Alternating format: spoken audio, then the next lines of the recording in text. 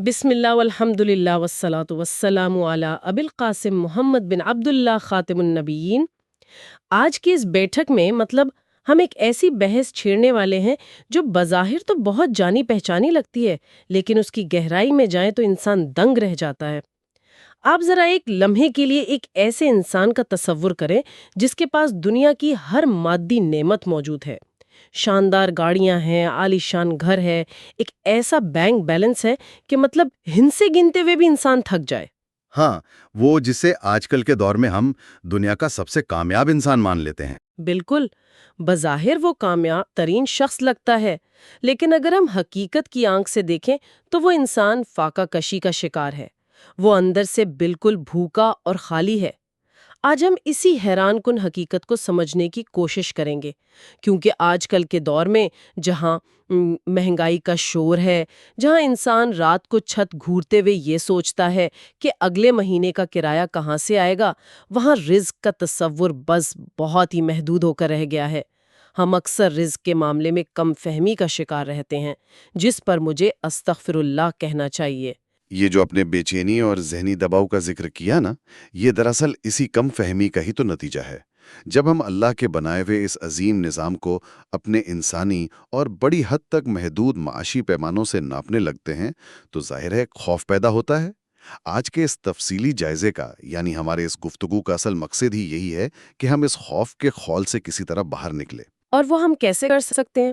اس کا نقطۂ آغاز کیا ہونا چاہیے؟ اس کا نقطۂ آغاز یہ ہے کہ آج ہم اللہ تعالیٰ کے دو بہت ہی عظیم ناموں الرزاق اور الرازق کے مفہوم پر غور کریں، اور میں واضح کر دوں کہ یہ کوئی روایتی لغوی بحث نہیں ہوگی، بلکہ ہم یہ سمجھیں گے کہ وہ ذات جو سمندر کی اتھاہ گہرائیوں میں گھب اندھیرے میں کسی اندھی مچھلی تک اس کی خوراک پہنچا رہی ہے، اس کا انسان کی اس ماڈرن معاشی دوڑ اور تگودو سے کیا تعلق ہے۔ اچھا، تو بس شروعات اس لفظ رزق سے ہی کرتے ہیں۔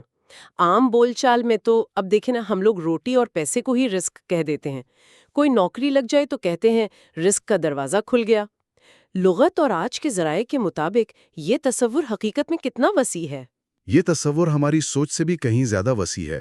لغت کے معروف علماء جیسے علامہ جوہری اور ابن فارس کی تشریحات کا اگر ہم مطالعہ کریں تو پتہ چلتا ہے کہ رزق کا مطلب محض یہ نوالا یا پیسہ نہیں ہے۔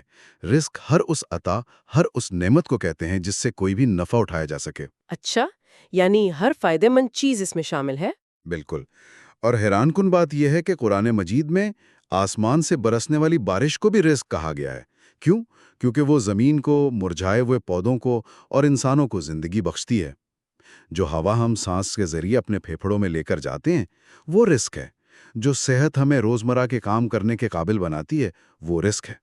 یہ تو واقعی سوچنے کا ایک بالکل نیا زاویہ ہے۔ ہاں، اور پھر جب ہم ان عطا کرنے والے ناموں کی طرف آتے ہیں تو قرآن مجید میں الرزاق کا نام واحد صیغے میں صرف ایک مقام پر آیا ہے، سورۃ الذاریات میں، جبکہ الرازق کا جمع کا صیغہ یعنی خیر الرازقین وہ 5 مرتبہ استعمال ہوا ہے۔ اچھا، ذرا اسے سمجھتے ہیں، کیونکہ میرے ذہن میں یہ سوال آ رہا ہے کہ اگر دونوں ناموں کا بنیادی مطلب تو یہی نکلتا ہے نا کہ عطا کرنے والا، رزق دینے والا، تو پھر ان کے درمیان وہ کون سا باریک فرق ہے جو کائنات کے اس نظام کو سمجھنے کے لیے ضروری ہے؟ کیا ہم اسے اس طرح سمجھ سکتے ہیں جیسے فرض کریں قحط سالی کے دوران ایک شخص لوگوں میں پانی کی بوتلیں تقسیم کر رہا ہے، وہ رازق کی طرح ہوا؟ صحیح، وہ اپنی بساط کے مطابق لوگوں کو نفع دے رہا ہے۔ ہاں، لیکن دوسری طرف وہ عالمی ماحولیاتی نظام ہے جو کسی بھی انسان کی مداخلت کے بغیر سمندروں سے بخارات اٹھاتا ہے، بادل بناتا ہے اور پوری دنیا پر اربوں گیلن پانی برسا دیتا ہے۔ تو کیا یہ الرزاق کی ایک تشبیہ ہو سکتی ہے؟ واہ، یہ ایک انتہائی شاندار تشبیہ دی ہے آپ نے۔ اس سے بات بالکل واضح ہو جاتی ہے۔ عربی زبان کی گرامر میں رزاق کو صیغہ مبالغہ کہا جاتا ہے۔ اب صیغہ مبالغہ کا مطلب یہ نہیں ہوتا کہ بات کو بس بڑھا چڑھا کر پیش کیا جا رہا ہے، بلکہ اس کا مطلب یہ ہے کہ کسی صفت میں ایسی شدت، ایسی کثرت اور تسلسل ہے جس کی کوئی انتہائی نہیں۔ مطلب کہ ایک لگاتار چلنے والا عمل جو کبھی رکے نا؟ جی بالکل، الرزاق ہونے کا مطلب یہ ہے کہ عطا کرنے والے کے خزانوں میں بھی کوئی کمی نہیں آ رہی، اور جنہیں عطا کیا جا رہا ہے چاہے وہ اربوں انسان ہوں، کھربوں پرندے ہوں یا زمین کی تاریک تہوں میں چھپے ہوئے ننھے کیڑے مکوڑے، ان سب کی تعداد بھی اس عطا کرنے کے عمل کو تھکا نہیں سکتی۔ وہ مسلسل دے رہا ہے۔ اور میں سوچ رہی تھی کہ سورۃ الذاریات میں جہاں یہ نام آیا ہے وہاں کی قرآنی ساخت بھی اسی لامحدود طاقت کی طرف ہی اشارہ کرتی ہے، درست؟ 100% درست۔ اللہ تعالیٰ نے سورۃ الذاریات میں جہاں فرمایا کہ بے شک اللہ ہی الرزاق ہے، اس کے فوراً بعد اپنی ایک اور صفت بیان کی کہ ذوالقوۃ المتین، یعنی وہ جو انتہائی اور نہ ٹوٹنے والی قوت کا مالک ہے۔ اب یہاں سوال پیدا ہوتا ہے کہ رزق کے ساتھ قوت کا ذکر کیوں آیا؟ ہاں، یہ واقعی غور طلب بات ہے۔ وہ اس لیے آیا کیونکہ دنیا میں کوئی بھی انسان، کوئی بھی بادشاہ یا حکومت جب کسی کو مسلسل کچھ دیتی ہے تو ایک وقت آتا ہے کہ اس کے خزانے خالی ہونے لگتے ہیں یا اس کا نظام تھک جاتا ہے۔ لیکن الرزاق کائنات کے ہر ذرے کو پال رہا ہے اور اس کی طاقت میں رتھی برابر کمی نہیں آتی۔ اس وسیع مفہوم کو سمجھے بغیر ہم بعض اوقات ناشکری کر بیٹھتے ہیں، جس پر استغفر اللہ پڑھنا چاہیے۔ یہ بات انسان کو واقعی اندر تک جھنجھوڑ دیتی ہے۔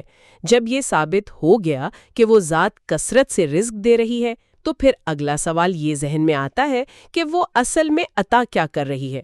جیسا کہ میں نے شروع میں کہا تھا، ہم تو رزق کا پیمانہ صرف مادی چیزوں کو ہی سمجھتے ہیں۔ اور یہی وہ مقام ہے جہاں علامہ ابن القیم رحمۃ اللہ کی وہ حیرت انگیز جو تقسیم ہے نا وہ سامنے آتی ہے، جس نے رزق کے پورے تصور کو ہی بدل کر رکھ دیا۔ وہ فرماتے ہیں کہ رزق دراصل دو قسم کا ہوتا ہے۔ پہلا ہے عام رزق، جو جسموں کے لیے ہوتا ہے۔ جی ہاں، یہ وہ رزق ہے جو جسموں کی بقا کے لیے ہے، کھانا پینا، صحت، لباس، مکان۔ اور اس عام رزق کی خاص بات یہ ہے کہ الرزاق یہ رزق ہر ایک کو دیتا ہے، مومن کو بھی ملتا ہے، کافر کو بھی، ظالم کو بھی اور مظلوم کو بھی، حتیٰ کہ سمندر کی تہ میں بیٹھی مچھلی اور بل میں چھپے سانپ کو بھی اس کا حصہ مل رہا ہے۔ لیکن دوسری قسم ہے خاص رزق کی۔ یہاں جو بات سب سے دلچسپ ہے وہ یہ ہے کہ ہم عام طور پر سمجھتے ہیں کہ خاص رزق شاید کوئی پوشیدہ مادی خزانہ ہوگا، کوئی بڑی لاٹری ہوگی۔ نہیں، وہ مادی خزانہ نہیں ہے۔ دراصل یہی وہ خزانہ ہے جو اصل زندگی ہے۔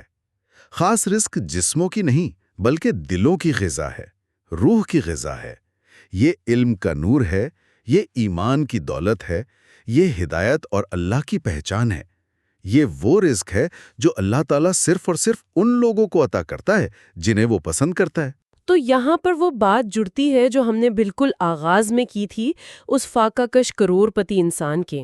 ہماری دعائیں عموماً صرف مادی چیزوں تک محدود رہتی ہیں۔ استغفر اللہ، ہمیں دلوں کے رزق کی بھی دعا کرنی چاہیے، کیونکہ ایک انسان جس کے پاس بڑی گاڑیاں ہیں لیکن وہ اندر سے ہدایت کے لیے خالی ہے تو وہ دراصل بھوکا ہے۔ بالکل ایسا ہی ہے۔ اور آپ دیکھیں نا، مادی رزق کا ایک المیہ یہ بھی ہے کہ اس کی ایک حد مقرر ہے۔ آپ کے پاس جتنا بھی مال آ جائے، آپ کا جسم ایک وقت میں ایک ہی روٹی کھا سکتا ہے، ایک ہی بستر پر سو سکتا ہے، اور پھر یہ جسم فنا ہو جائے گا تو اس کا عام رزق بھی مٹی میں مل جائے گا۔ لیکن جو روح کا رزق ہے، جو ایمان ہے، وہ ابدیت والا ہے، جو قبر میں بھی ساتھ جاتا ہے اور آخرت میں بھی۔ جی بالکل۔ لیکن ہم اس روح کے فاقے سے غافل رہتے ہیں۔ اچھا، اگر ہم اس مادی دنیا کی طرف واپس آئیں تو میرے ذہن میں ایک بہت ہی چپتا ہوا سوال آ رہا ہے۔ اگر عام رزق جسمانی بقا کے لیے ہے اور اللہ سب کو یکساں دے رہا ہے، تو پھر ہمارے معاشرے میں اتنی طبقاتی تفریق کیوں ہے؟ ایک شخص تو سونے کے چمچ سے کھا رہا ہے اور دوسرا کچرے کے ڈھیر سے اپنا رزق تلاش کر رہا ہے۔ تو کیا مال کا زیادہ ملنا اس بات کی دلیل ہے کہ اللہ اس شخص سے راضی ہے؟ یہ تاریخ انسانی کی سب سے پرانی اور میرے خیال میں سب سے خطرناک غلط فہمی ہے۔ اب سورۃ الفجر پڑھیں، اس میں اللہ تعالیٰ نے انسان کی اسی نفسیات کا بالکل واضح نقشہ کھینچا ہے۔ انسان کا حال یہ ہے کہ جب اس کا رب اسے آزمانے کے لیے مال و دولت دیتا ہے تو وہ سینہ چوڑا کر کے کہتا ہے کہ میرے رب نے مجھے عزت دی ہے، اور جب تنگ ہوتا ہے تو فوراً شکوہ شروع کر دیتا ہے۔ بالکل۔ جب اسے آزما کر رزق تنگ کر دیا جاتا ہے تو کہتا ہے میرے رب نے مجھے ذلیل کر دیا۔ اللہ تعالیٰ فرماتا ہے کلا، یعنی ہرگز نہیں، مال ملنا رضامندی کی علامت نہیں ہے اور رزق کی تنگی ذلت کی علامت نہیں۔ یہ دونوں محض امتحان کی مختلف صورتیں ہیں۔ اگر دنیا کے مال کی حیثیت اللہ کے نزدیک ایک مچھر کے پر کے برابر بھی ہوتی تو وہ کسی کافر کو پانی کا ایک گھونٹ تک نہ دیتا۔ تو اس کا مطلب ہے کہ یہ جو دولت یا غربت ہے یہ بذات خود کوئی انعام یا سزا نہیں ہے، یہ صرف ایک امتحانی سوال نامہ ہے۔ جیسے ایک قابل استاد اپنی کلاس میں بچوں کو ان کی صلاحیت کے مطابق الگ الگ پرچے دے دیں، کسی کو امیری کا پرچہ مل گیا ہے جو کہ شکر کا امتحان ہے، اور کسی کو غریبی کا پرچہ ملا ہے جو کہ صبر کا امتحان ہے۔ بہت خوبصورت مثال دی آپ نے، اور میں تو کہوں گا کہ اکثر اوقات یہ امیری کا پرچہ زیادہ خطرناک ثابت ہوتا ہے، کیونکہ مال کی چمک میں انسان بھول جاتا ہے کہ یہ تو عارضی تھا۔ ہمیں اپنی تم نظری پر استغفر اللہ کہنا چاہیے کہ ہم دولت کو کامیابی کا واحد پیمانہ سمجھ لیتے ہیں۔ اچھا، اس پر میں تھوڑا سا سخت سوال اٹھاؤں گی۔ اگر ہر انسان کا رزق پہلے سے لکھا جا چکا ہے، پرچہ بانٹا جا چکا ہے، تو پھر یہ روز صبح سویرے اٹھ کر دفتر جانے کی اور پسینہ بہانے کی کیا ضرورت ہے؟ تو کیا اس کا مطلب یہ ہے کہ انسان بس ہاتھ پر ہاتھ دھرے گھر میں بیٹھا رہے؟ یہ ایک ایسا سوال ہے جو ہر دور میں اٹھایا گیا ہے، اور یہی وہ مقام ہے جہاں توکل اور اسباب یعنی وسائل کے استعمال کا توازن سمجھنا بہت ضروری ہے۔ حضرت عمر رضی اللہ عنہ سے ایک حدیث مروی ہے، نبی کریم صلی اللہ علیہ وسلم نے فرمایا کہ اگر تم اللہ پر ویسا توکل کرو جیسا حق ہے تو وہ تمہیں ایسے رزق دے گا جیسے پرندوں کو دیتا ہے۔ اب پرندوں کا طریقہ کار کیا ہے؟ وہ صبح بھوکے نکلتے ہیں اور شام کو پیٹ بھر کر واپس آتے ہیں۔ تو اس کا مطلب ہے کہ پرندے گھونسلے میں نہیں بیٹھے رہتے، وہ نکلتے ہیں۔ جی بالکل، وہ اڑان بھرتے ہیں، تلاش کرتے ہیں۔ یہ ان کا اسباب اختیار کرنا ہے۔ انسان کو گھر سے نکلنا ہے، محنت کرنی ہے۔ توکل یہ ہے کہ جب کسان زمین میں بیج بو دے تو اس کا بھروسہ اپنی محنت پر نہ ہو بلکہ اس ذات پر ہو جو اس بیج میں سے پودا نکالے گی۔ یہ بات سمجھ آ جائے تو واقعی معاشی خوف ختم ہو جاتا ہے۔ مجھے یہاں ایک بہت ہی دلچسپ بلکہ رونگٹے کھڑے کر دینے والا واقعہ یاد آ رہا ہے، وہ ایک بدوی کا واقعہ۔ ہاں، وہ صحرائی بدوی کا واقعہ ہے۔ واقعی وہ تو توکل اور یقین کی معراج ہے۔ ذرا اس منظر کو تصور میں لائیں کہ ایک بدوی ہے جس نے اپنی پوری زندگی صحرا کی چلچلاتی دھوپ اور گرم ریت کے طوفانوں میں گزاری ہے۔ صحرا کے ان لوگوں کو بخوبی معلوم ہوتا ہے کہ بھوک کیا ہوتی ہے اور ایک قطرہ پانی کی قیمت کیا ہے۔ بالکل، ان کی تو بقائی اسی پر ہوتی ہے۔ تو ایک دن وہ بدوی ایک قاری کو قرآن مجید کی تلاوت کرتے ہوئے سنتا ہے۔ قاری سورۃ الزاریات کی آیت پڑھ رہا ہوتا ہے کہ آسمانوں میں تمہارا رزق ہے اور وہ چیز بھی جس کا تم سے وعدہ کیا جاتا ہے۔ یعنی رزق زمین کے خزانوں یا کسی دفتر کے باس کے پاس نہیں، آسمان پر ہے۔ اور جیسے ہی بدوی کے کانوں میں یہ الفاظ پڑھتے ہیں وہ ایک دم چونک اٹھتا ہے۔ پھر وہ آگے سنتا ہے جہاں اللہ تعالیٰ قسم کھا کر فرماتا ہے کہ یہ بات بالکل حق ہے۔ یہ سن کر بدوی چیخ اٹھتا ہے کہ سبحان اللہ، کس نے اس جلیل ہستی کو اتنا غضبناک کیا کہ اسے رزق کے معاملے پر قسم کھانی پڑی؟ کیا لوگوں نے اس کے وعدے پر اعتبار نہیں کیا؟ اور کہتے ہیں کہ وہ اسی حیرت اور بے قراری کی کیفیت میں تھا کہ اس کی روح پرواز کر گئی۔ ہمارا یقین کتنا کمزور ہے کہ خدا کے وعدے کے باوجود ہم پریشان رہتے ہیں۔ استغفر اللہ، یہ واقعہ واقعی اندر تک ہلا کر رکھ دیتا ہے۔ اچھا، جب ہمیں محنت کرنی ہے اور توکل بھی رکھنا ہے تو وہ کون سے ذرائع ہیں جو رزق میں برکت لاتے ہیں؟ اور ہم اکثر سنتے ہیں کہ استغفار سے رزق بڑھتا ہے، یہ کیسے ممکن ہے؟ اسے ایک نظام کے طور پر سمجھیں۔ فرض کریں ایک پائپ سے صاف پانی آ رہا ہے، لیکن اگر اس میں کچرا پھنس جائے تو پانی کا بہاؤ رک جائے گا۔ روحانی دنیا میں ہمارے گناہ اسی کچرے کی طرح ہیں جو برکت کو روک دیتے ہیں۔ استغفار اس پائپ کی صفائی ہے۔ جب ہم معافی مانگتے ہیں تو رکاوٹیں دور ہوتی ہیں اور رزق بہنے لگتا ہے۔ اسی لیے حضرت عمر رضی اللہ عنہ قحط کے دوران بارش کی دعا کے لیے نکلے تو صرف استغفار کیا۔ واہ! اور استغفار کے علاوہ برکت بڑھانے کا کوئی اور طریقہ؟ صلہ رحمی یعنی رشتہ داروں سے اچھا سلوک، یہ اتنا طاقتور عمل ہے کہ احادیث کے مطابق اس سے فاجر اور گناہگار لوگوں کا رزق بھی بڑھ جاتا ہے اگر وہ آپس میں مل جل کر رہیں۔ اس کے علاوہ صدقہ اور شکر بھی برکت کے دروازے کھولتے ہیں۔ شکر کے حوالے سے وہ حکیم اور غریب آدمی کا واقعہ بڑا مشہور ہے۔ جی، ذرا اس واقعے کی منظر کشی کیجیے۔ ایک شخص جو اپنی غربت سے شدید پریشان ہے۔ کپڑے پھٹے پرانے ہیں، چہرے پر مایوسی ہے۔ وہ ایک دانا حکیم کے پاس آ کر اپنی غربت کا رونا روتا ہے۔